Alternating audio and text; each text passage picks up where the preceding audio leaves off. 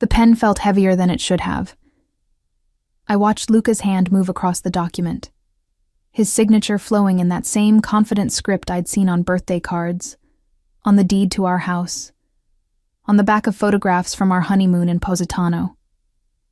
8 years of marriage reduced to 23 pages of legalese and 2 signatures at the bottom. The notary's office smelled of old paper and lemon polish. Fluorescent lights hummed overhead, casting everything in that particular shade of institutional beige that made even the most significant moments feel mundane. My lawyer, Mrs. Chen, sat beside me with her hands folded on the conference table, her expression professionally neutral. Across from us, Luca's attorney, a sharp-faced man named Vitale, who I'd met exactly 3 times in 8 years, shuffled papers with practiced efficiency. "Mrs. Moretti, if you'll sign here," the notary said, sliding the divorce decree toward me. Her voice was kind but distant, the tone of someone who'd witnessed 1,000 endings and learned not to get emotionally involved in any of them. I picked up the pen. My hand didn't shake. I'd expected it to, had prepared myself for tears or hesitation or some dramatic final moment of doubt. But there was nothing. Just the smooth glide of ink across paper, my maiden name, Elena Russo, appearing beneath the signature line like an old friend I hadn't seen in years. Luca hadn't looked at me once during the entire proceeding. He sat with his shoulders squared in that charcoal Brioni suit I'd helped him select 2 Christmases ago, his dark hair perfectly styled, his attention fixed on some point beyond the notary's left shoulder. Even now, even at the end of everything, he couldn't give me his full presence. That had been the problem all along. "That concludes our business," the notary announced, stamping the final page with a thud that felt absurdly ceremonial. "The decree will be filed with the county by end of business tomorrow. You're both free to go." Free. The word should have felt liberating. Instead, it just felt empty. Luca stood immediately, buttoning his suit jacket with mechanical precision. Vitale gathered their copies of the paperwork, murmuring something about a conference call at 3. My soon-to-be ex-husband. No, my ex-husband now. The papers were signed. Nodded once, his jaw tight. "Elena." He said my name like it cost him something. His eyes finally met mine, and for half a second I saw something flicker there. Regret maybe, or just irritation at the inconvenience of it all. "I hope you find what you're looking for." The dismissal in his tone made my spine straighten. 8 years of being the understanding wife, of accepting canceled dinners and interrupted conversations, of sleeping alone in our king-sized bed while he handled business that I was never supposed to ask about. 8 years of being treated like a beautiful object in his collection, cherished in theory, neglected in practice. "I already did," I replied, my voice steady. "A lawyer who actually returns my calls." Something flashed in his eyes. Surprise, maybe even hurt. But he covered it quickly with that impenetrable mask he wore so well. The one that made him so successful in his world of shadowy casino operations and men in expensive suits who spoke in coded phrases. He left without another word, Vitale trailing behind him like an obedient shadow. The door clicked shut, with a finality that should have broken something inside me. Instead, I felt lighter than I had in months. Mrs. Chen began organizing her files. "You did well in there. Very composed." "Thank you." I stood, smoothing down my navy dress, the one I'd bought specifically for today because Luca had always hated it, said it made me look too severe. I'd worn it anyway, a small act of defiance. "For everything." "My pleasure." She handed me my folder of documents. "Remember, the restraining order on joint assets remains in effect until the property division is finalized. If he contacts you about anything other than the house sale, call me immediately." I nodded, though I doubted Luca would contact me at all. He'd made his position clear over the past 6 months. I was being unreasonable, emotional, throwing away a good life because I couldn't appreciate what I had. The irony was suffocating. The parking garage was 3 levels below street level, dim and echoing with the sound of my heels against concrete. I'd parked in the far corner, away from the elevators, preferring the walk to clear my head. My car, a modest sedan I'd bought with money from my freelance translation work, not a penny from Luca's accounts, waited in its spot like a faithful friend. I was 20 feet away when I saw them.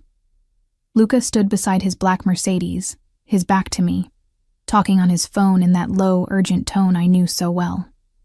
The tone that meant business, that meant don't interrupt, that meant I was about to be alone for another evening while he handled something that couldn't wait.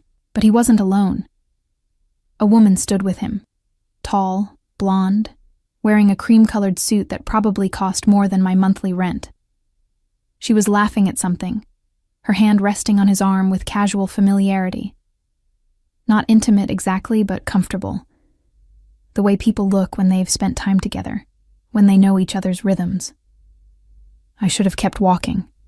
Should have gotten in my car and driven away from Luca Moretti and his mysterious phone calls and his beautiful professional associates who probably understood his world better than I ever could.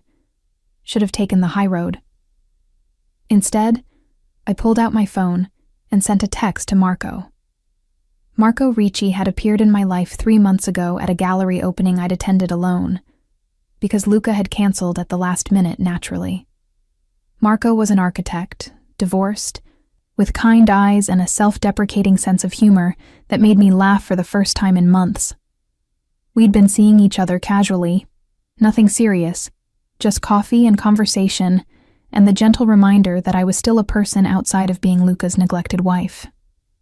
Ex-wife now, I reminded myself. The text was brief. Are you nearby? Just finished at the notary's. Could use a friendly face. His reply came within seconds. Downtown lot on 5th? I can be there in 10 minutes. I leaned against my car and waited, watching Luca from a distance. He was still on his phone, still animated in that controlled way he had, his free hand gesturing as he spoke. The blonde woman had moved away slightly, checking her own phone, but she kept glancing at him with an expression I couldn't quite read. 8 years. 8 years of watching him choose everything else over me, of being the patient, understanding wife who never complained about the canceled anniversaries, or the charity galas I attended alone, or the Christmas morning he'd spent in his study on a conference call while I opened presents by myself. No more. Marco's Volvo pulled into the lot exactly 9 minutes later. I watched him park, watched him step out looking slightly concerned. His tie loosened from whatever meeting he'd left early to be here. He spotted me immediately, and his expression softened into something warm and genuine. I walked toward him, my heels clicking purposefully against the concrete. From the corner of my eye, I could see Luca still by his Mercedes, his phone call apparently finished. He was talking to the blonde woman now, both of them organizing papers on the hood of his car. Marco met me halfway, his hands coming up to gently hold my shoulders. How did it go? Are you okay? I'm free, I said, and meant it. He smiled, that gentle, understanding smile that had first drawn me to him. That's good. That's really good, Elena. And then I kissed him. Not because I loved him. We weren't there yet. Might never be there. But because I could. Because for the first time in 8 years, my life was my own. Because somewhere behind me was a man who had taken me for granted for so long that he'd forgotten I was capable of leaving. Marco was surprised but not unwilling, his hand settling at my waist as he returned the kiss with careful warmth. It wasn't fireworks or earth-shattering passion. It was simple and honest, and mine. When we parted, I looked over Marco's shoulder.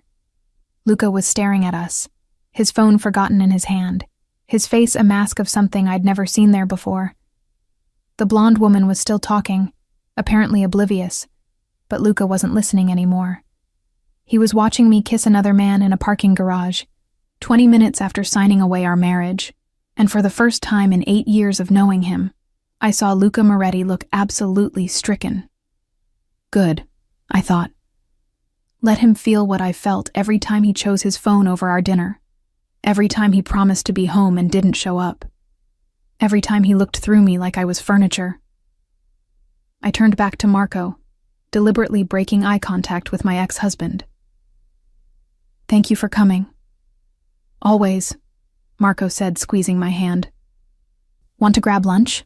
Celebrate your freedom? I'd like that.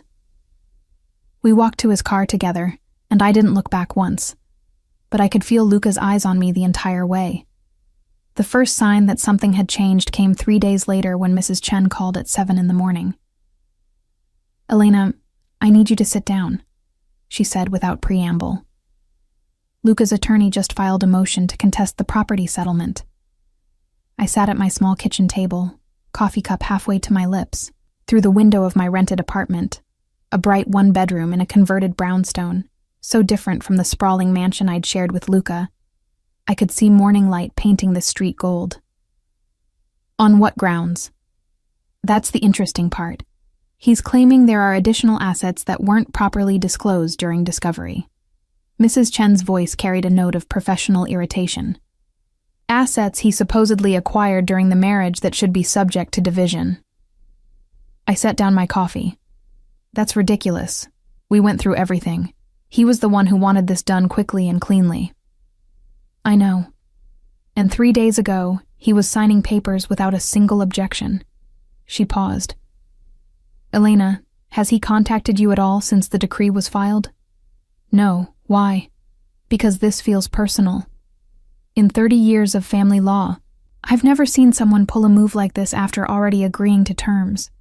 It's going to cost him more in legal fees than whatever assets he's claiming are in dispute. I thought about the parking garage, about Marco's kiss, about the look on Luca's face.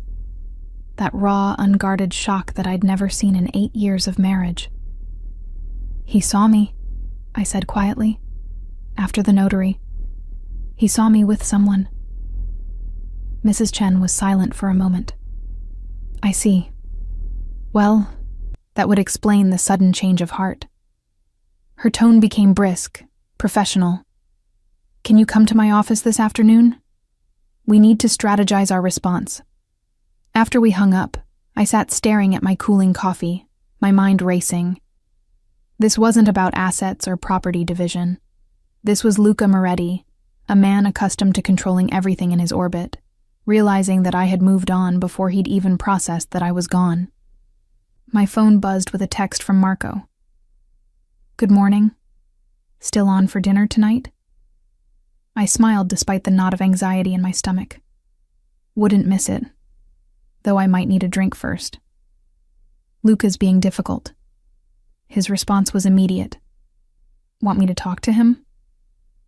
I could picture Marco's earnest face, his architect's precision applied to solving human problems. Sweet, but utterly unequipped to deal with someone like Luca Moretti. No, but thank you. I have a lawyer for this kind of thing. The second sign came that evening as I was getting ready for dinner with Marco. I'd just finished my makeup when my phone rang from an unknown number. Against my better judgment, I answered. Elena. Luca's voice, smooth as aged whiskey, filled my ear. We need to talk. My hand tightened on the phone. We have lawyers for that now. Mine told me about your motion. This isn't about the motion. A pause. Who was he? I should have hung up. Should have blocked the number and let Mrs. Chen handle all future communication. Instead, I found myself answering. That's none of your business anymore. You were with him 20 minutes after our divorce was finalized. His voice was controlled, but I could hear something underneath it. Something sharp and unfamiliar. It's absolutely my business. No, Luca, it isn't. I moved to my closet, phone wedged between my shoulder and ear, pulling out the emerald dress I'd chosen for tonight. You lost the right to ask me questions about my personal life when you signed those papers. How long? He demanded. How long have you been seeing him? The audacity nearly made me laugh. Does it matter? You never noticed when we were married. Why start paying attention now? Answer the question, Elena. 3 months. I let the words land, sharp and deliberate. 3 months of actually being seen by someone, of having conversations that don't get interrupted by your phone, of not being stood up for dinner because something came up at the casino. Silence on the other end. Then, so you were cheating. The accusation hit like a slap. I was lonely, Luca. There's a difference. And I never so much as looked at another man until after I filed for divorce. Can you say the same about all those late nights with your associates? I never touched another woman. His voice was cold now, offended. In 8 years, I was faithful to you. Physically, maybe. I zipped up the dress, staring at my reflection in the full-length mirror. The woman looking back at me was stronger than the one who'd signed those papers 3 days ago. But you were married to your business, Luca. I was just the decoration you kept at home. That's not... He stopped, and I heard him take a measured breath. The sound of Luca collecting himself, reasserting control. I gave you everything, the house, the cars, the lifestyle. Everything except yourself. My voice was quiet now, tired. I would have traded all of it for one dinner where you actually listened to me. One conversation where your phone stayed in your pocket. One anniversary where you remembered without your assistant reminding you. Another pause. When he spoke again, his tone had shifted into something I couldn't quite identify. The motion isn't about the assets. I know. I saw you kiss him. The words came out rough, unpolished. In the parking garage, I saw you. I know that too. It should have been me. So quiet I almost missed it. After everything we'd just been through, if you needed comfort, it should have been me. The rawness in his voice caught me off guard. In 8 years, I'd never heard Luca sound uncertain about anything. He was always composed, always in control, always 3 steps ahead of everyone around him. You can't have it both ways, I said finally. You can't ignore me for 8 years, and then be upset when I stop waiting for you to notice I exist. I noticed. His voice strengthened. I always noticed, Elena. Every dress you wore, every book you read, every quiet sigh when I canceled our plans. I noticed all of it. Then why? Because I'm a fool. He cut me off, because I thought you'd always be there, that you understood what I was building, what I was trying to create for us. I didn't want an empire, Luca. I wanted a husband. The doorbell rang. Marco, punctual as always. I glanced at my watch. 7 o'clock exactly. I have to go, I said. Please don't call this number again.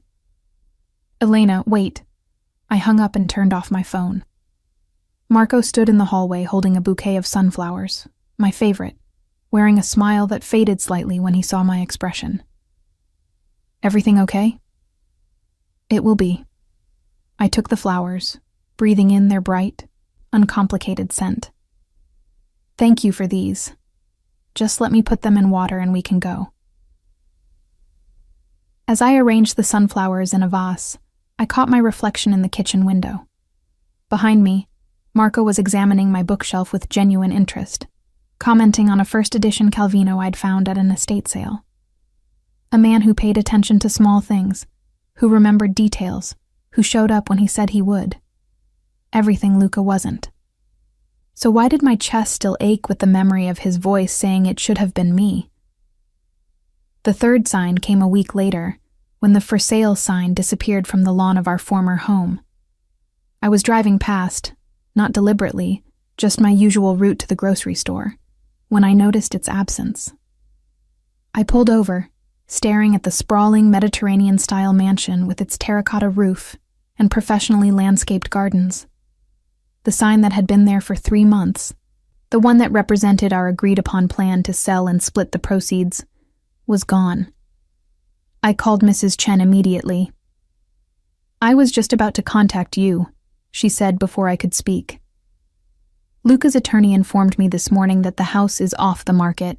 He's refinancing to buy out your share. But we agreed. I know, and legally, he's within his rights to make a buyout offer. The question is whether you'll accept it."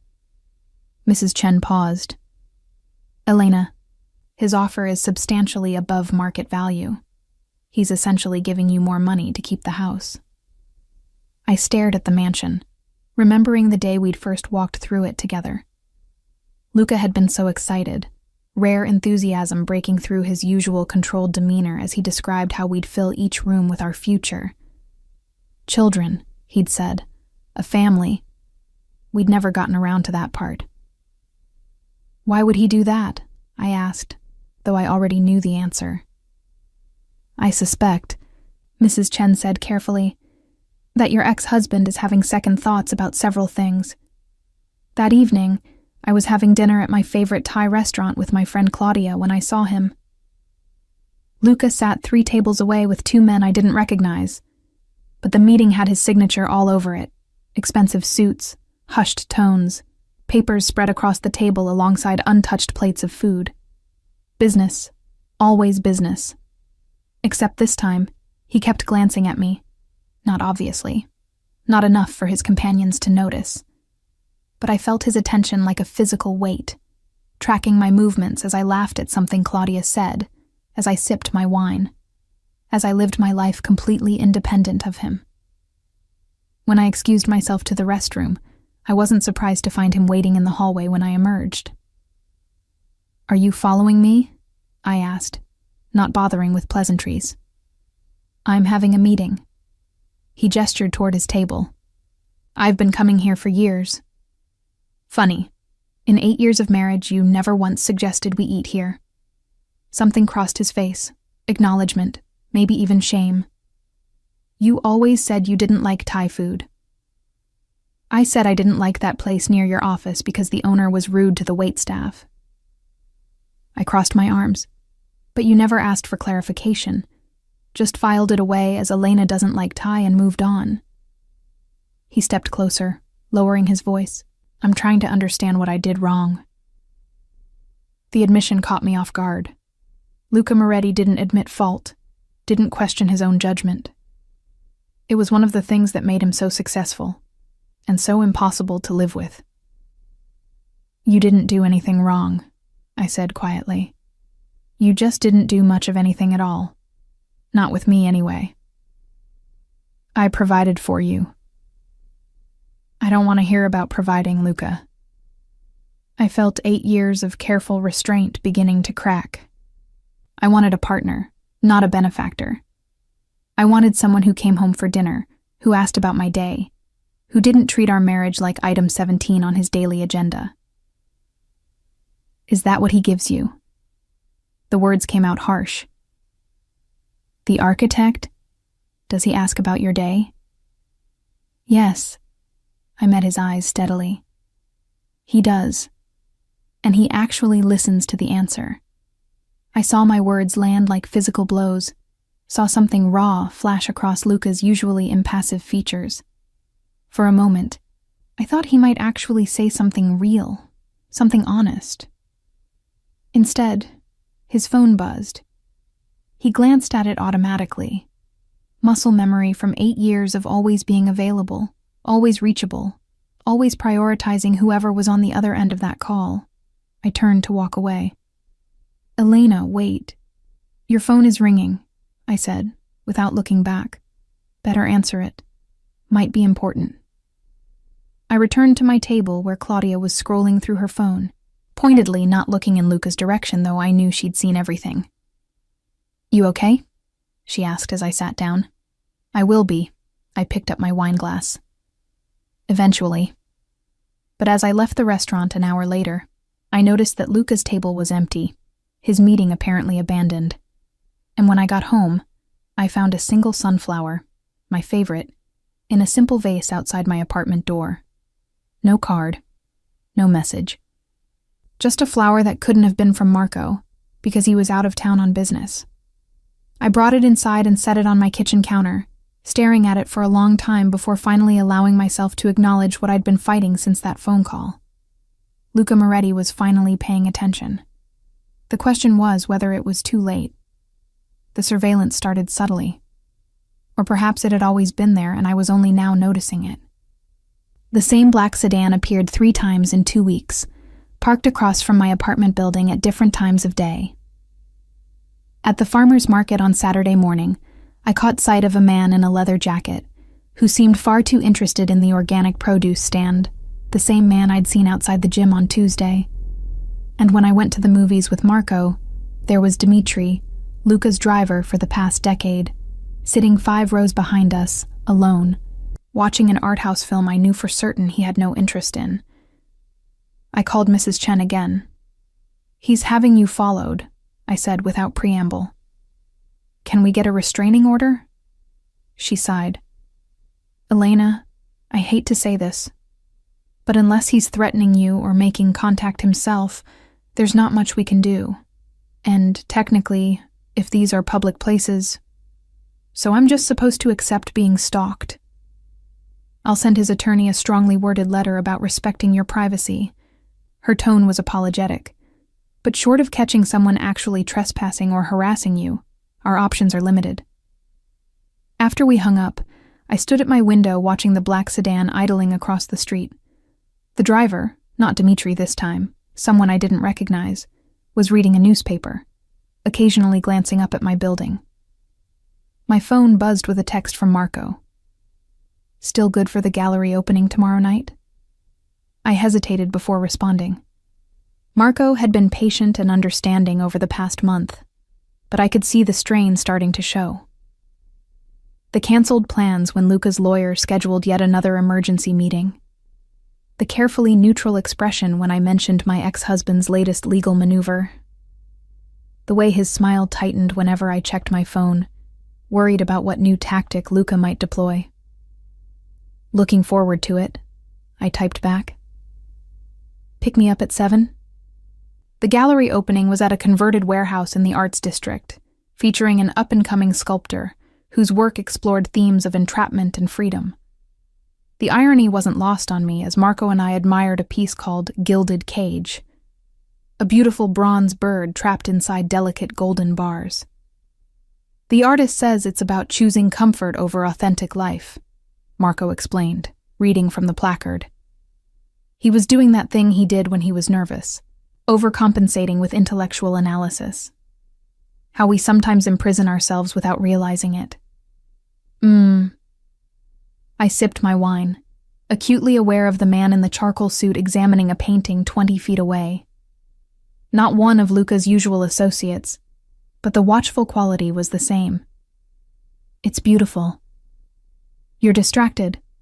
Marco's voice was gentle, but there was an edge underneath. "You've been distracted for weeks now." "I'm sorry." I turned to face him fully, forcing myself to focus. "You're right. I'm here. I'm present." "Are you?" He set down his wine glass. "Because it feels like even when you're with me, you're still fighting with Luca, still letting him control your life, just in a different way." The accuracy of the observation stung. "That's not fair." "Isn't it?" Marco's expression was kind but resolute. "Elena, I care about you. I think you're incredible, but I'm starting to wonder if there's room in your life for someone new when you're still so tangled up with the old." Before I could respond, a familiar voice cut through the ambient noise of the gallery. "Elena, what a pleasant surprise." I turned to find Luca standing 3 feet away, impeccably dressed in navy blue with that particular shade of tie I'd once told him brought out his eyes. He held a glass of red wine and wore an expression of polite interest, as if running into his ex-wife at a gallery opening was the most natural thing in the world. "Luca!" My voice came out steadier than I felt. "I didn't know you were interested in contemporary sculpture." "I'm on the museum board." His gaze flickered to Marco, cool and assessing. We sponsor emerging artists. You must be the architect. Marco extended his hand with professional courtesy. Marco Ricci. And you must be the ex-husband who can't seem to finalize a property settlement. I winced, but Luca's expression didn't change. He shook Marco's hand with measured firmness. Luca Moretti. And the settlement is perfectly finalized. I'm simply ensuring Elena receives everything she's entitled to. By contesting agreements you already signed. Marco's architect's precision emerged, that analytical mind that could spot structural weaknesses. Forgive me, but that seems counterproductive. Does it? Luca's smile was subtle, dangerous. I'd call it thorough, making sure no details are overlooked, no assets undervalued. Surely, as an architect, you appreciate the importance of getting the foundation right before building anything permanent. The metaphor wasn't subtle. I stepped between them, quite literally.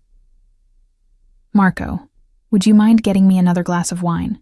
The Pinot Noir was excellent. He hesitated, clearly unwilling to leave me alone with Luca, but ultimately nodded. Of course.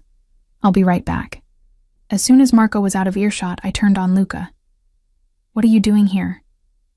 I told you, museum board. He gestured around the gallery with his wine glass.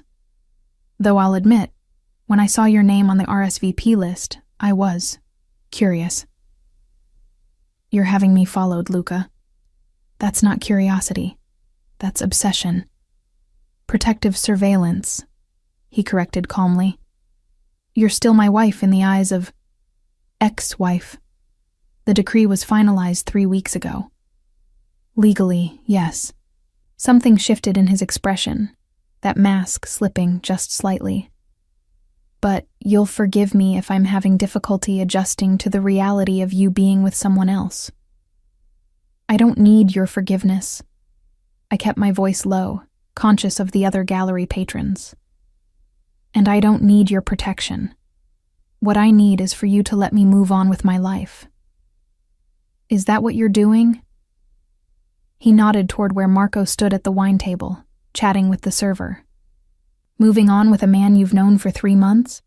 A nice, safe architect who probably discusses floor plans over dinner and goes to bed by 10? The condescension in his tone ignited something hot and angry in my chest. Yes, actually, I'm moving on with someone who treats me like a person instead of a possession. Someone who shows up when he says he will. Someone whose idea of quality time doesn't involve reviewing quarterly earnings reports while I sit across from him being decorative. I never thought of you as decorative. His voice dropped, becoming more intense. You were the most intelligent, fascinating woman I'd ever met. You still are. Then why did you treat me like wallpaper for 8 years? The question hung between us, raw and honest. Around us, the gallery opening continued. Conversations about art and wine and technique. But in our small circle of tension, everything had gone still. Because I'm a fool, Luca said finally, echoing his words from that phone call. Because I thought love meant providing security, building something that would last. I didn't realize you needed more than a stable foundation. I needed you, Luca. Not your money, not your protection, not your grand vision for the future. Just you. My voice cracked slightly. I needed the man who used to read poetry to me in bed on Sunday mornings. The one who took me dancing in the rain during that weekend in Venice. The one who actually looked at me when I talked. I still look at you. His eyes held mine with an intensity that made it hard to breathe. Elena, I never stopped looking. Then you have a funny way of showing it. Marco was returning, 2 wine glasses in hand, his expression carefully neutral, but his jaw tight. I took a breath, preparing to de-escalate, to smooth over the tension and salvage what was left of the evening. Luca spoke first, addressing Marco directly. Take care of her. She deserves someone who will. Then he was gone, moving through the crowd with the fluid grace he'd always possessed, stopping briefly to shake hands with the gallery owner before disappearing into the night. Marco handed me my wine, his expression unreadable. That was intense. I'm sorry. I took a long sip, my hand trembling slightly. I had no idea he'd be here. I know. Marco's voice was gentle. Elena, I think we need to talk. We found a quiet corner of the gallery, away from the main crowd. Marco set down his wine glass and took my hands in his expression kind, but resigned. You're still in love with him, he said. Not an accusation, just a fact. No. The denial came automatically. Marco, I left him. I divorced him. You're still fighting with him, Marco interrupted gently. Which means you still care what he thinks, what he does, whether he notices you. He squeezed my hands. And I can't compete with that kind of history. You're not competing. I am, though. His smile was sad. And I'm losing to a man who's not even trying. To a ghost of what you used to have, of what you wanted it to be. He released my hands, stepping back. Elena, you're wonderful. You're smart and funny, and deserving of someone who sees you. But until you actually let go of Luca Moretti, not just legally but emotionally, you're not really available. The truth of it hit me like a physical blow. I'm sorry. Don't be. Marco touched my cheek briefly, affectionately. You gave me 3 months of wonderful company and reminded me that I could feel something again after my divorce. That's not nothing. He picked up his coat from where he'd draped it over a chair. But I think I need to step back now. Let you figure out what you actually want without me in the middle of it. Marco, please. No hard feelings, Elena, truly. He kissed my forehead, a gesture of genuine fondness. When you're really ready, when you're really free, I hope you find someone worthy of you. I really do. I watched him leave. This kind, decent man who had been exactly what I thought I wanted. The anti-Luca, present, attentive, emotionally available. So why did watching him walk away feel like relief instead of loss? I stayed at the gallery for another hour, wandering among the sculptures with a glass of wine I barely tasted. The gilded cage piece drew me back repeatedly, its beautiful bird forever trapped in the paradox of wanting freedom while being terrified of the unknown beyond those bars. When I finally left, stepping out into the cool October night, I found Dimitri waiting by a familiar black Mercedes. Mrs. Moretti. He nodded respectfully, using my old name without irony or agenda. Mr. Moretti asked me to make sure you got home safely. I can take a cab, Dimitri. I'm sure you can. His expression remained professionally neutral. But I'd appreciate it if you'd let me do my job. These aren't the best streets late at night. I was too tired to argue. I slid into the back seat, breathing in the familiar scent of leather and the faint trace of Luca's cologne.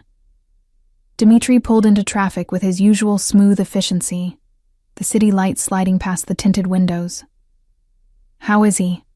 I heard myself ask. Really? Dimitri's eyes met mine in the rearview mirror.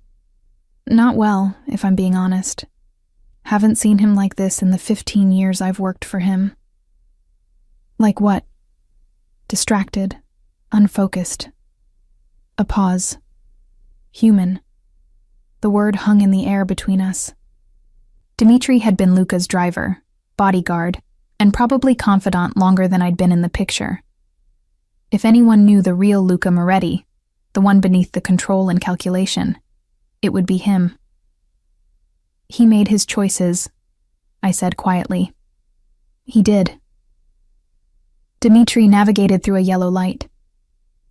And now he's living with the consequences, which between you and me is probably the first time in his life he's had to do that. We pulled up outside my building. Dimitri came around to open my door, ever the professional. Thank you for the ride. Mrs. Moretti?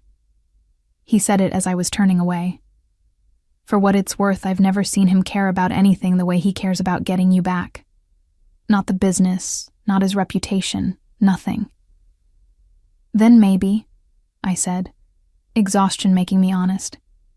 He should have cared that much when we were actually married. I rode the elevator to my floor, keys already in hand. But when I reached my door, I found another delivery. A small package wrapped in brown paper, my name written in Luca's distinctive script. Inside was a book, a first edition of Neruda's love poems, the same collection he used to read to me on those Sunday mornings that felt like a lifetime ago. A sticky note marked one particular poem. I crave your mouth, your voice, your hair. Beneath it, Luca had written in the margin, I should have shown you this every day instead of once a week. I should have made you feel loved instead of assuming you knew. I'm sorry I forgot how to see you. I stood in my small apartment, holding the book like it might dissolve if I gripped too hard, tears finally spilling down my cheeks. Because the truly terrible thing was this. I didn't know if these gestures, the surveillance, the contested settlement, the flowers and the poetry, represented real change or just a man who couldn't stand losing. And I wasn't sure which answer I was hoping for. The subpoena arrived on a gray November morning, delivered by a process server who apologized twice before handing me the envelope. I called Mrs. Chen immediately. They're bringing criminal charges? My voice came out higher than I intended. Against Luca? It appears so. Papers rustled on her end. Federal racketeering investigation. They're calling you as a witness about financial transactions during your marriage. My legs went weak. I sank onto my couch, the subpoena trembling in my hand. I don't know anything about his business. I deliberately stayed out of it. Unfortunately, as his wife for 8 years, ex-wife, you had access to accounts, properties, and information that might be relevant to their case. Mrs. Chen's voice was carefully professional. Elena, you need a criminal defense attorney. I can recommend someone, but this is beyond my scope. After we hung up, I sat staring at the legal document, my mind reeling. Federal charges, racketeering, words that belonged in movies, not in my quiet life of freelance translation work and farmers markets and trying to rebuild myself after a failed marriage. The reality I'd carefully avoided for 8 years was finally catching up with me. I had married a man whose business empire was built on something more dangerous than just aggressive casino management. My phone rang. Unknown number. Against my better judgment, I answered. Elena. Luca's voice, but different this time, strained. We need to meet, now. Did you know? I demanded. About the investigation? A pause. Yes. How long? 3 months. 3 months, right around the time I'd filed for divorce. The timing suddenly made sickening sense. All those contested motions, the delays, the sudden interest in prolonging our legal separation. You were trying to protect me, I said slowly. Keeping me tied to you legally so I'd have spousal privilege. Partly. His honesty surprised me. And partly because I'm a selfish bastard who wasn't ready to let you go. I'm being called to testify, Luca. I know. That's why we need to meet. He paused. Please, Elena. Not as your ex-husband. As someone who needs to explain before you make a decision that affects both our lives. Against every instinct screaming at me to refuse, I agreed. We met at a small cafe in a neighborhood neither of us frequented, far from both his usual haunts and mine. Luca arrived first, sitting at a back table with an untouched espresso, looking more exhausted than I'd ever seen him. His suit was still impeccable, but there were shadows under his eyes and a tension in his shoulders that spoke of sleepless nights. I slid into the seat across from him. No greeting, no pleasantries. Tell me. He took a breath. Most of what they'll ask you about is legitimate business. The casinos, the real estate holdings, the investment portfolios. All legal, all properly taxed. And the rest? His eyes met mine. There are some partnerships with individuals whose other business interests are questionable. Loans secured through unconventional means. Real estate deals structured to obscure ownership. He rotated his espresso cup absently. Nothing violent, no drugs, no trafficking, nothing that directly harms people, but gray areas that federal prosecutors love to paint in black and white. Why? I asked. You have enough money. Legitimate money. Why risk everything for these gray areas? Control. The answer was immediate, honest. In my world, straight business puts you at the mercy of banks, regulators, market fluctuations. The gray areas give you leverage, options, independence. He leaned forward. My father built this empire from nothing, Elena. Immigrant kid from Sicily who worked his way up from washing dishes to owning the restaurants. He taught me that the rules are written by people who already have power, designed to keep people like us out. So you broke them. I bent them. A slight smile, no humor in it. There's a difference. Not to the federal government. No, he agreed, not to them. I wrapped my hands around my own coffee cup, needing something to anchor myself. What are they asking me to testify about? Financial transactions. Large cash deposits that went through our joint accounts. Meetings I had at the house that you might have been present for. Conversations you might have overheard. His voice remained steady. Elena, I need you to understand something. I kept you deliberately separate from the business precisely to protect you. You never signed anything, never attended actual meetings, never made decisions. That was intentional. How thoughtful. Bitterness crept into my voice. The same consideration that left me sitting alone at our dining table every night. Yes. He didn't flinch from the accusation. I was trying to build something big enough, secure enough, that you'd never want for anything. And in the process, I neglected to actually be present for the life I was supposedly building. I studied his face, searching for manipulation, for the calculated charm he could deploy so effectively when needed. But all I saw was exhaustion and something that looked like genuine regret. What do you want me to do? I asked finally. Tell the truth. The answer surprised me. Whatever they ask, answer honestly. You don't know anything that can actually hurt me because I made sure of that. But if you try to protect me, if you obstruct or lie, they'll charge you too. You want me to testify against you. I want you safe. His voice was fierce. Elena, I've made 1,000 mistakes with you. Let my choices destroy our marriage, but I will not let my choices destroy your life. I felt something crack in my chest, a wall I'd carefully maintained since the day I filed for divorce. Luca, there's something else. He reached into his jacket and withdrew a thick envelope. I'm selling everything. The casinos, the questionable partnerships, all of it. Returning to legitimate business only. Hotels, restaurants, real estate development. Clean.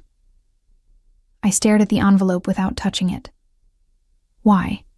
Because you were right. His eyes held mine. Because I've spent 8 years building an empire and lost the only thing that actually mattered. Because I'd rather start over with nothing and have a chance with you than keep everything and lose you forever. We're already divorced. Legally, yes. He set the envelope on the table between us. But I'm hoping that can be corrected. My breath caught. You can't be serious. I've never been more serious about anything in my life. He leaned forward. Elena, I know I have no right to ask. I know I hurt you, neglected you, took you for granted in ways I'm only beginning to understand. But I'm asking anyway. Give me a chance to be the husband you deserved. The one I should have been from the beginning. This is insane. I pushed back from the table. You can't just decide you want me back and expect me to forget 8 years of being invisible to you. I'm not expecting you to forget. He remained seated, controlled. I'm asking you to consider whether people can change, whether I can change. Can you? The question came out sharper than intended. Can the man who built an empire on control and leverage and gray areas really just walk away from it? Or is this another calculated move, Luca? Position yourself as reformed. Win back the ex-wife. Improve your image for the trial. He flinched. The first genuine emotional reaction I'd seen from him in this entire conversation. Is that really what you think of me? I don't know what to think anymore. I stood, gathering my purse. 2 months ago, you signed divorce papers without a second thought. Then you saw me kiss someone else and suddenly, I'm the most important thing in your life? That's not love, Luca. That's ego. You're right. His admission stopped me halfway to standing. About all of it. My pride was hurt. My control was shaken. Seeing you with someone else made me realize what I'd lost in a way that your leaving never did. He stood now, slowly. But the feeling beneath the ego? The realization that I'd let the most important person in my life slip away because I was too busy building things that don't matter? That's real, Elena. I swear to you, that's real. We stood there, the cafe's ambient noise washing over us, the hiss of the espresso machine, conversations in Italian from the kitchen, a child laughing outside. I need time, I said finally, to think, to talk to a lawyer about the testimony, to figure out what I actually want instead of just reacting to what you want. Take all the time you need. He pulled out his wallet and left cash on the table for our untouched drinks. But Elena, whatever you decide about us, please believe this. I never meant to make you feel invisible. You were the brightest thing in my life. I just forgot to tell you that. I left without responding, my mind too chaotic for words. The federal prosecutor's office was in a sterile high-rise downtown, all glass and steel and uncomfortable chairs. The attorney who interviewed me was a woman named Patricia Morrison, mid-40s with sharp eyes and a gentle voice that probably made people confess things they didn't mean to. Mrs. Moretti, thank you for coming in voluntarily. It's Ms. Russo now. We're divorced. Of course, my apologies. She opened a thick file. I'll get straight to the point. We're building a case against your ex-husband for racketeering, money laundering, and conspiracy. We believe you have information that could be crucial to our investigation. For 2 hours, she walked me through transactions, dates, meetings. I answered honestly, as Luca had advised. I didn't know. I wasn't present. He kept business separate from our personal life. It was only when she asked about character that I hesitated. In your experience, Ms. Russo, did Luca Moretti ever demonstrate violent tendencies, intimidation tactics, threats toward those who crossed him? I thought about 8 years of marriage, the late nights, the hushed phone calls, the associates with dangerous eyes who came to our home for meetings I was carefully excluded from. I also thought about the morning I'd had food poisoning, and Luca had canceled all his meetings to sit by my side, bringing me ginger tea and reading to me between bouts of nausea. The way he'd actually cried, when his mother died, and he'd let himself be vulnerable only with me. The fierce protectiveness when a client at a charity event had made a crude comment about my appearance. No, I said finally. Whatever else Luca Moretti might be, I never saw him be violent. Never saw him threaten anyone physically. His power came from leverage, from knowing things and using that knowledge strategically, but not from violence. Patricia Morrison studied me carefully. You're protecting him. I'm telling you the truth as I experienced it. I met her gaze steadily. You asked what I witnessed. I'm telling you. After the interview, I sat in my car in the parking garage, my hands shaking from adrenaline. I'd just testified, not officially, but in a way that would shape their case against Luca. I'd told the truth. but I'd also chosen which truths to emphasize. My phone buzzed with a text from an unknown number. Thank you. Nothing else. But I knew it was from Luca. Knew somehow that he'd found out about my interview already. His network of information, still functioning even as his empire crumbled around him. I drove home through downtown traffic, my mind replaying Patricia Morrison's questions and my own answers. Had I been honest? Yes. Had I been strategic in how I presented that honesty? Also yes.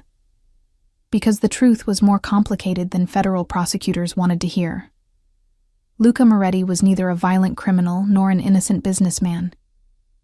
He was a man who operated in spaces between legal definitions, who built power through information and leverage rather than force, who hurt people through absence and neglect rather than action. And despite everything, despite the divorce and the pain, and the 8 years of being invisible, some part of me still wanted to protect him from a legal system that saw only black and white in a world that lived primarily in gray. The trial began in February, 5 months after our divorce was finalized. I watched from the gallery as Luca entered the courtroom in a charcoal suit, flanked by his legal team. He looked thinner than I remembered, the sharp angles of his face more pronounced, but his composure remained absolute. He didn't look at me. Not once during the entire first day of proceedings. The prosecution painted a picture of a criminal empire disguised as legitimate business, money laundering through casino operations, loan sharking dressed up as private lending, real estate deals structured specifically to obscure ownership and evade taxes. They had financial records, witness testimony, a paper trail carefully constructed over months of investigation. Luca's defense argued that aggressive business tactics and creative financial structures didn't constitute criminal activity, that the prosecution was trying to criminalize success, targeting an immigrant family that had built something from nothing through hard work and determination. I attended every day of the trial, sitting in the back row, watching the man I'd married be dissected by lawyers who'd never shared a meal with him, never heard him laugh, never seen him vulnerable. On the third day, I was called to testify. The courtroom fell silent as I was sworn in. Patricia Morrison approached with her trademark combination of professionalism and barely concealed intensity. Ms. Russo, you were married to the defendant for 8 years. Is that correct? Yes. During that time, were you aware of his business operations? Generally, yes. Specifically, no. He kept his work separate from our personal life. She walked me through the same questions from our initial interview. Transactions, meetings, conversations I might have overheard. I answered each one honestly. I didn't know. I wasn't present. He was careful to shield me from the details of his business. Then she shifted tactics. Ms. Russo, you filed for divorce last year. Can you tell the court why? Luca's attorney objected immediately. Relevance, Your Honor. The defendant's personal life speaks to his character, Patricia Morrison argued. We're trying to establish a pattern of deception and control. The judge considered. I'll allow it, but keep it brief. I took a breath, suddenly aware of dozens of eyes on me. The jury, the press, the gallery full of people invested in Luca's fall or survival. I left because I was lonely, I said quietly, because my husband was married to his business in a way he never was to me, because I spent 8 years being provided for materially while starving emotionally. Did you ever suspect that his business involved illegal activity? The question hung in the air. The honest answer was complicated. I'd suspected. I'd chosen not to know. I'd traded willful ignorance for the comfort and security of being Mrs. Luca Moretti. I suspected he operated in gray areas, I said finally, but I never witnessed anything I would consider criminal. No violence, no explicit illegal activity, no obvious harm to others. Patricia Morrison's expression tightened with frustration. She'd wanted me to be the scorned ex-wife, ready to burn down the man who'd hurt her. Instead, I was giving careful, measured testimony that undermined her narrative of Luca as a dangerous criminal. You're protecting him, she said, echoing her words from our first interview. "I'm telling the truth," I replied. "Whatever our personal problems, I never saw Luca Moretti break the law. I saw him work too much, prioritize his business over his marriage, and build an empire through aggressive but legal tactics. That might make him a bad husband. It doesn't make him a criminal." Luca's attorney declined to cross-examine. I was dismissed, my testimony complete. As I left the witness stand, I finally allowed myself to look at Luca. He was watching me with an expression I couldn't quite read, gratitude perhaps, or something deeper. Something that looked like the beginning of hope. The trial lasted 6 weeks. The prosecution presented mountains of evidence: financial records, testimony from former employees, analysis from forensic accountants. Luca's defense systematically dismantled the criminal narrative, arguing that aggressive business didn't equal illegal business, that creative financial structures didn't constitute money laundering, that the prosecution was criminalizing success. I attended every day, a silent witness to the destruction and defense of the man I'd once loved, might still love, though I barely admitted that even to myself. The verdict came on a rainy Thursday in late March. Guilty on 3 counts of racketeering, not guilty on the money laundering charges, guilty on 2 counts of financial fraud. I watched Luca's face as the jury foreman read each verdict. He remained absolutely still, that mask of control firmly in place. Only his hands betrayed him, clenched white-knuckled on the defense table. Sentencing was scheduled for 6 weeks later. Luca was released on bail with strict conditions: electronic monitoring, surrender of passport, no contact with known associates. His empire was already crumbling, assets frozen, partnerships dissolved, the casino operations sold to a competitor. I found him in the parking garage after the verdict, leaning against his car.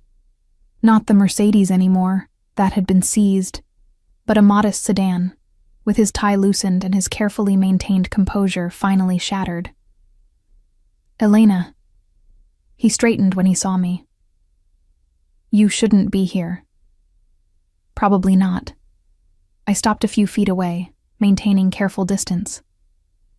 "How are you holding up?" He laughed, a bitter sound. "I just got convicted on 5 federal counts. My business is gone. I'm facing minimum 10 years in prison. I've lost everything that I spent my entire adult life building." He met my eyes, but somehow the worst part is knowing I had you and threw it away for an empire that's now dust. "You didn't throw me away," I said softly.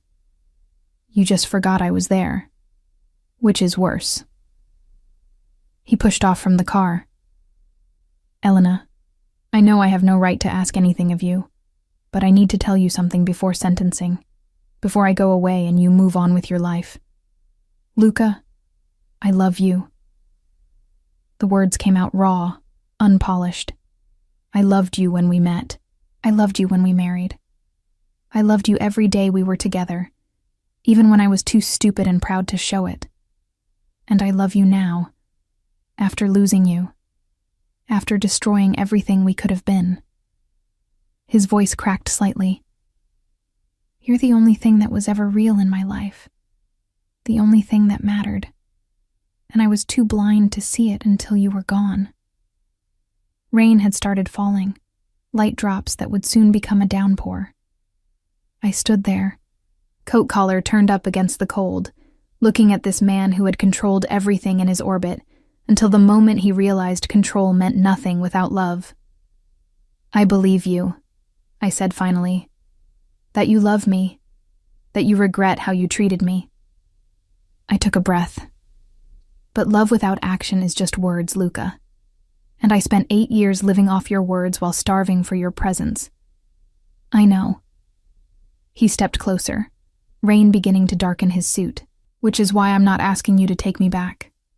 I'm not asking you to wait for me while I serve whatever sentence they hand down. I'm just asking you to know that you were loved, that my failure to show it was my flaw, not your worth. The rain intensified, soaking through our clothes, plastering hair to our faces. We stood there in the empty parking garage, two people who'd loved each other badly, saying goodbye to what might have been. "What will you do?" I asked. "After sentencing?" "Serve my time, pay my debt to society." A slight smile. "Maybe learn to be a better man, the kind who deserves someone like you, even if that someone can never be you again." I surprised myself by reaching out and taking his hand. His fingers closed around mine, warm despite the cold rain, familiar despite the months of separation. "You hurt me," I said quietly. "In ways I'm still processing, but I don't want you to spend the next 10 years punishing yourself. Luca, I want you to actually change, to become the man you could have been. For you, for yourself." I squeezed his hand once, then let go.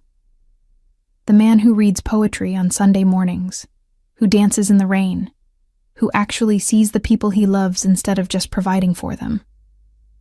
That man deserves a chance at happiness. Even if it's not with you?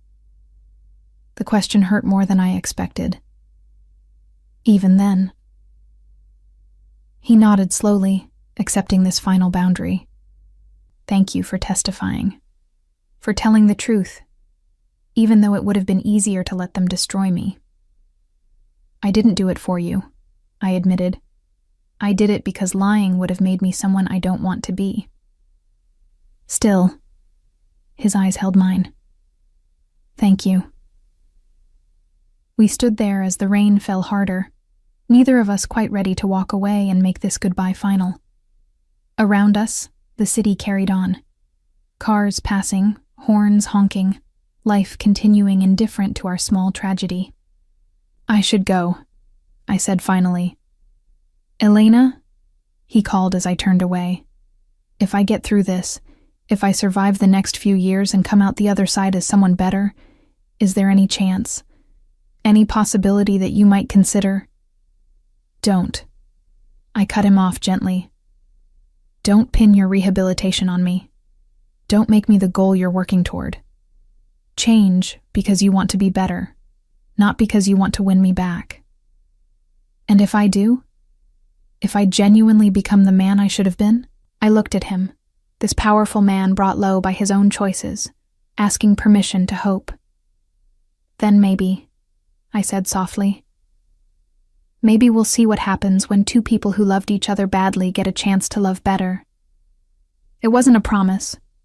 It wasn't even really an opening, but it was honest. I drove away through the rain, watching Luca grow smaller in my rearview mirror until he disappeared entirely. And for the first time since filing for divorce, I cried. Not for what we'd lost, but for what we'd never quite managed to build. Luca was sentenced to 18 months in federal prison, followed by 3 years of supervised release. Lighter than expected, his attorney told reporters, thanks to his cooperation with authorities and his voluntary dissolution of questionable business partnerships. I didn't attend the sentencing hearing. I'd said my goodbye in that parking garage, and I meant it. For the first 6 months of his incarceration, I heard nothing from him. No letters, no phone calls, no messages passed through third parties. It was exactly what I'd asked for. Space to rebuild my life without him in it, even peripherally. I moved into a new apartment, bigger, with better light for my translation work. I took on more clients, expanded into literary translation instead of just technical documents. I reconnected with friends I'd neglected during my marriage, joined a book club, started taking Italian cooking classes on Thursday evenings. I built a life that was genuinely mine, not an appendage to someone else's empire. Marco sent me a card on my birthday with a sweet note about wishing me happiness. He was seeing someone seriously now, a fellow architect who shared his love of structural engineering and early bedtimes. We'd gotten coffee once, friendly and warm, both of us acknowledging that our brief relationship had served its purpose, getting me out of Luca's shadow and reminding Marco he could feel something after his own divorce. "You still think about him," Marco had observed over lattes. Not accusing, just stating a fact. "Less than I did," I'd replied honestly. But yes. Good. I'd looked at him in surprise. Someone who occupied 8 years of your life deserves to be thought about, he'd explained. Not dwelled on, not obsessed over. Just acknowledged. Given space in your history without being allowed to dictate your future. It was good advice. I tried to follow it. 7 months into Luca's sentence, I received an unexpected visitor. Dimitri appeared at my door on a Saturday morning, looking uncomfortable in civilian clothes, jeans and a sweater, rather than his usual driver's uniform. Mrs. Moore, Ms. Russo, he corrected himself. I apologize for the intrusion. May I have a moment of your time? And I invited him in, curious. He'd been loyal to Luca for 15 years. Whatever brought him here was unlikely to be casual. I've been visiting him, Dimitri said once we were seated in my living room. Mr. Moretti, every week. I poured him coffee, waiting. He asked me not to tell you, not to contact you in any way. Dimitri accepted the cup with a nod of thanks. But I think you should know what he's been doing. My heart rate picked up despite my intention to remain detached. What has he been doing? Changing. Dimitri met my eyes. Genuinely changing, Ms. Russo. He's teaching literacy classes to other inmates, taking psychology courses through a prison education program, meeting with a therapist twice a week. He paused. And he's been writing. Writing what? Letters. Not to send, to you or anyone else, just writing. Processing.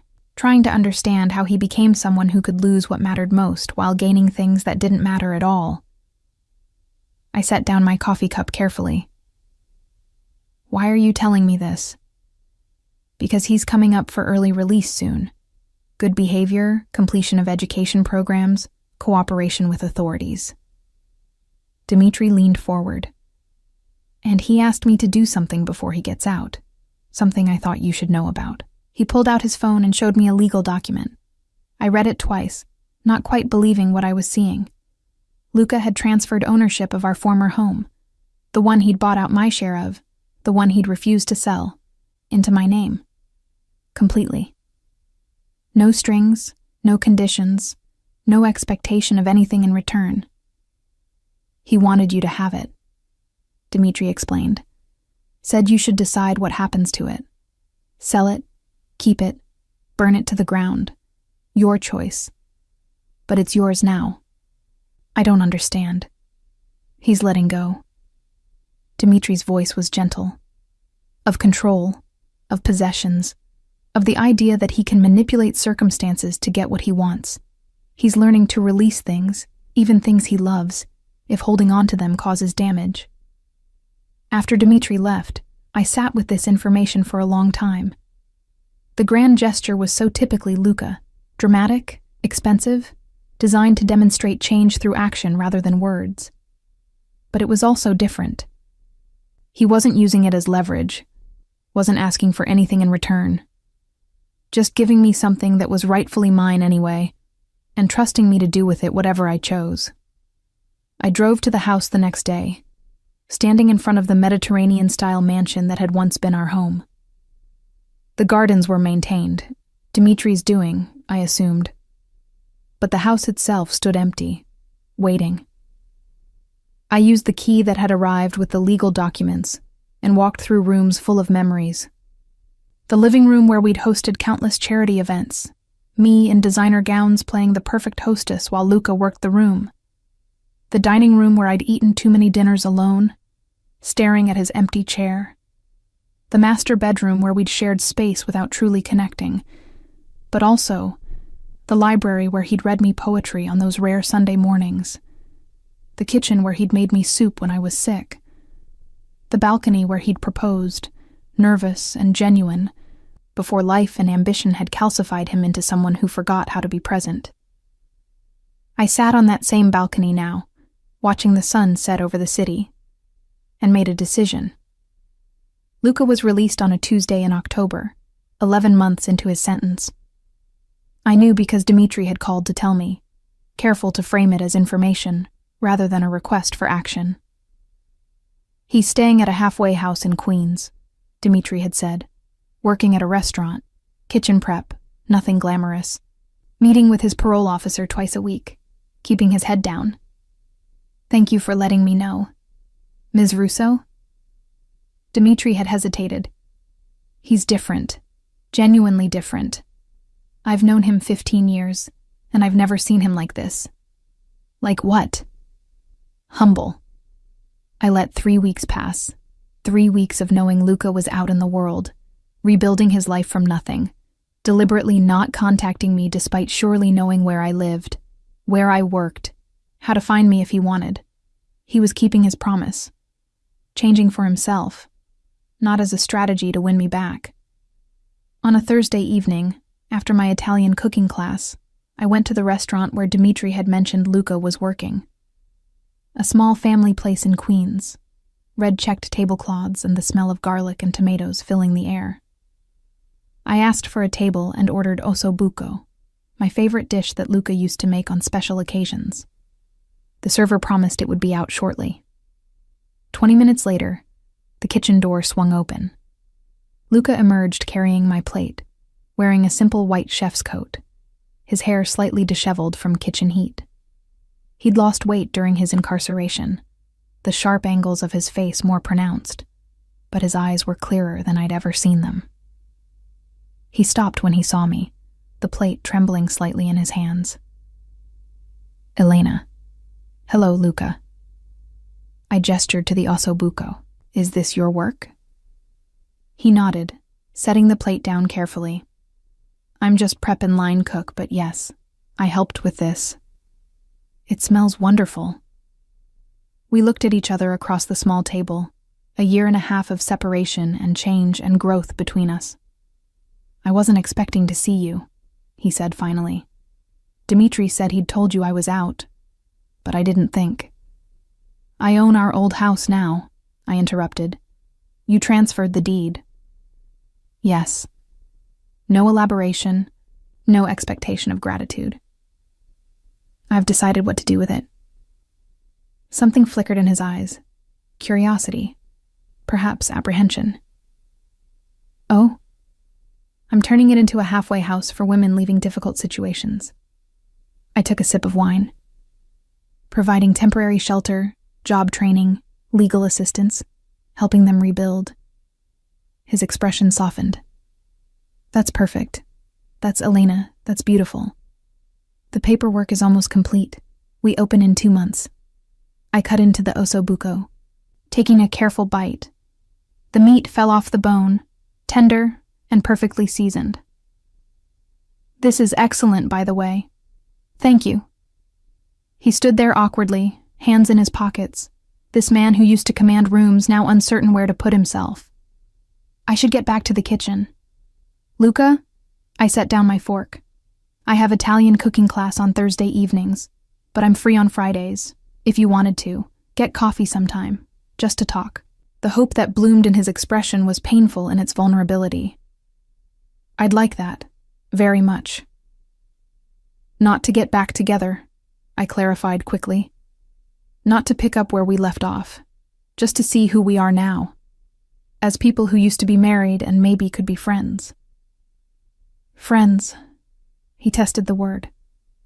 "I think I'd like to be your friend, Elena Russo."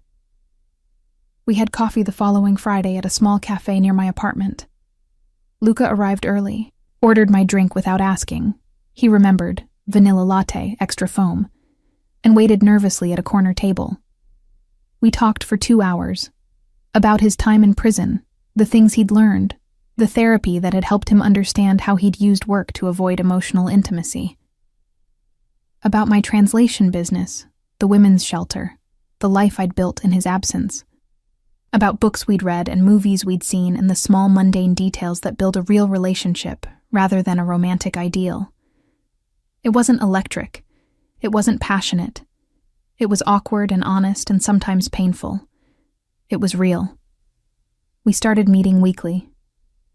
Coffee became walks in the park. Walks became occasional dinners at casual restaurants. Dinners became museum visits and bookstore browsing, and the slow, careful rebuilding of connection between two people who'd loved each other badly, learning to maybe love better. 4 months into this careful friendship, Luca completed his parole and was released from supervision. He called me that evening, voice shaking slightly. "I'm free, Elena. Truly free for the first time in my adult life. No obligations to my father's empire, no pressure to build something bigger and more powerful. Just free to be whoever I choose to be." "Who do you choose to be?" I asked. "Someone worthy of you," he replied. "Even if you never choose me again. Someone who shows up, who's present, who knows that love is about giving time and attention, not just providing security and comfort." 6 months later, on a warm spring evening, Luca asked me to dinner at an upscale restaurant. Not Italian, but French, somewhere new that held no memories of who we used to be. After dessert, he reached across the table and took my hand. "Elena Russo," he said, his voice steady despite the nerves evident in his eyes. "2 years ago, I watched you sign divorce papers and thought my life was ending. I was right. The life I'd been living did end. But something better started growing in its place." He pulled out a small velvet box, and my breath caught. "This isn't the ring I gave you the first time," he continued. "This is new. Like we're new. Like the relationship I'm hoping we can build is new." He opened the box to reveal a simple platinum band with a single diamond. "I'm not asking you to forget what I did. I'm asking if you'll give me a chance to show you who I've become." Tears spilled down my cheeks. "Luca, I know I don't deserve a second chance," he said quickly. "I know the old Luca Moretti destroyed what we had through neglect and absence, and treating you like a beautiful object rather than a person. But this Luca, the one who learned humility in a federal prison, who cooks in a restaurant kitchen, who shows up every Friday no matter what, he loves you desperately and would spend every day of his life proving it." I looked at this man I'd divorced, this humbled version of someone who'd once controlled an empire. The gray at his temples, the quieter confidence, the way he waited for my answer without trying to control the outcome. "Ask me properly," I said. He slid from his chair to kneel beside the table, tourists and other diners starting to notice, his hand still holding mine. "Elena Russo, will you marry me? Again, for the first time, really. Will you let me be the husband you deserved all along?" I thought about the lonely nights in our mansion, the canceled dinners, the 8 years of being invisible to someone who claimed to love me. I thought about the parking garage kiss, the federal trial, the slow, painful death of a marriage. But I also thought about the past year of Friday coffee dates, of Luca showing up exactly when he said he would, of conversations where he actually listened instead of checking his phone, of the man who'd transferred a mansion into my name with no strings attached, because letting go was more important than controlling outcomes.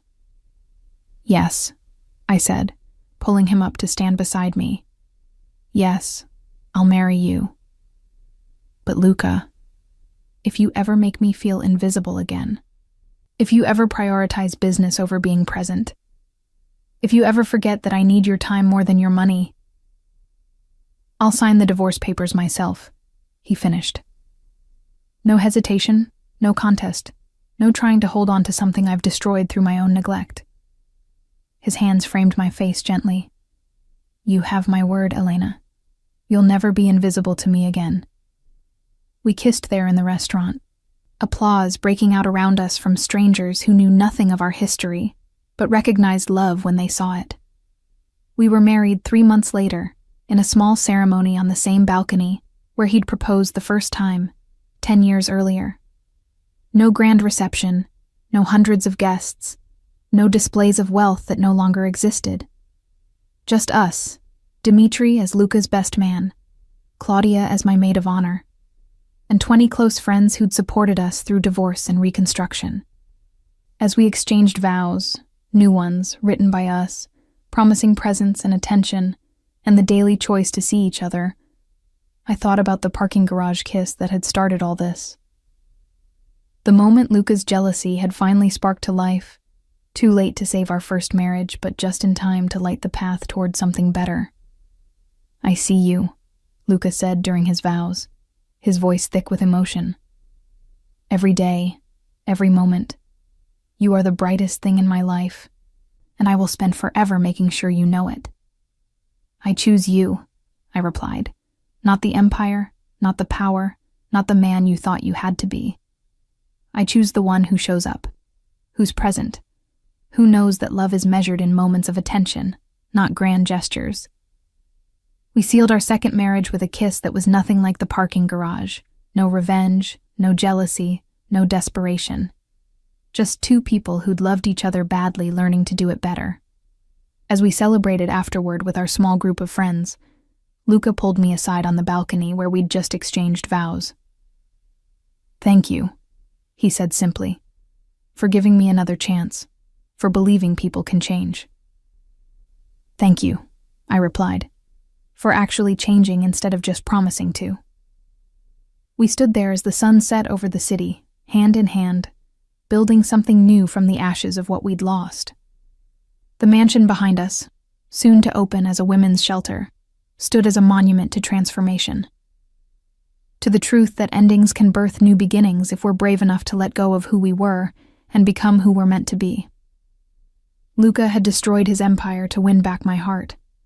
But more importantly, he'd destroyed his old self, the one who equated love with providing, who confused presence with proximity, who could see everything except what was right in front of him. And from those ruins, we built something honest, something real, something that acknowledged our scars while refusing to be defined by them. A second chance at first love, a new beginning from old endings, a marriage built not on the fantasy of perfect romance, but on the foundation of showing up, paying attention, and choosing each other daily. As we rejoined our celebration, I caught Luca's eye across the room. He was talking with Dmitri, laughing at something, but his attention tracked to me immediately. He smiled, not the controlled, calculated expression of before, but something open and genuine, and mouthed, "I see you." I smiled back, my heart full. "I see you too." And this time, finally, we both meant it.